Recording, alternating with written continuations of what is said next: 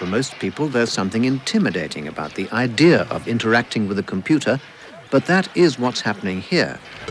Atari had one of Silicon Valley's absolutely larger-than-life personalities leading it, Nolan K. Bushnell. Bushnell was a young engineer working for game manufacturer Nutting Associates when he decided to strike out on his own in 1972. I said, I can run a company and I won't make any of the same mistakes these idiots are doing. The first game Atari designed was Pong. Nolan took a prototype of the game, strapped it to his back, and placed it in a bar in Sunnyvale, California. By the next morning, customers were lined up outside, clamoring for a chance to play. We put it on location, earned a lot of money.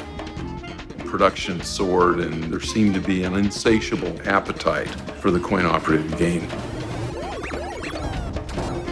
From the outside, Atari looked like a wildly successful company, producing an endless stream of popular games.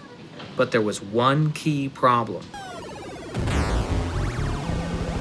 The company was started with $250, and so we never had any money.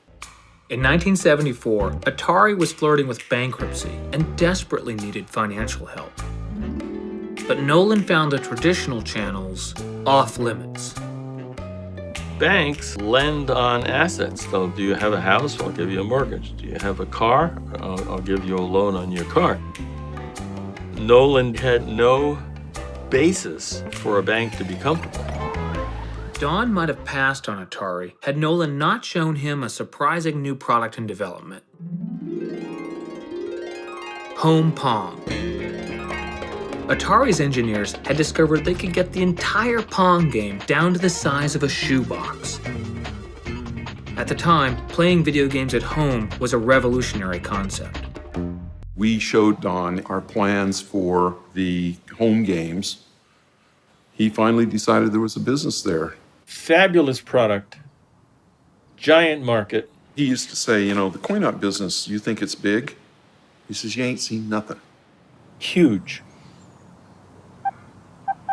Once we decided to finance Atari, it was a matter of trying to figure out who else would invest in it. One of our investors was a very big shareholder of Sears, and they facilitated the introduction to the buyer at Sears who would buy a product like this. I think he was charmed by Nolan and found this experiment might be fun. Everybody's talking about a new way of shopping.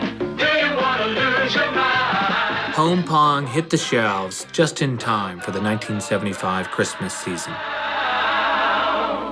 And of course, the rest is history. When he played the game on Atari, have you played Atari today? Have you played Atari today?